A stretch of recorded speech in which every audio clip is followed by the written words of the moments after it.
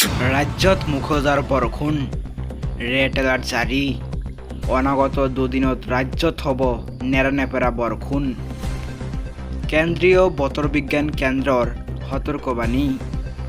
অসম মেঘালয় জাৰি কৰা হৈছে ৰেড এলাৰ্ট। আজিৰ পৰৱৰ্তী খবৰ। 25 ডিচেম্বৰৰ পৰা আৰম্ভ হ'ব বসুন্ধৰা 4.0। মাটি বাৰীৰ কাম কাজক লৈ সাজু কৰক নথিপত্ৰ। ঘৰত বহিয়েই হ'ব সকলো কাম। মাটিৰ নামজাৰিৰ পৰা বটোৱাৰালৈকে সকলো কাম কাজ কৰিব পাৰিব।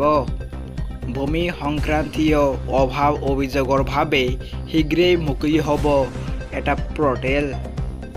এই পৰ্টেলৰ যোগেদি আপুনি দাখিল কৰিব পাৰিব অভিযোগ।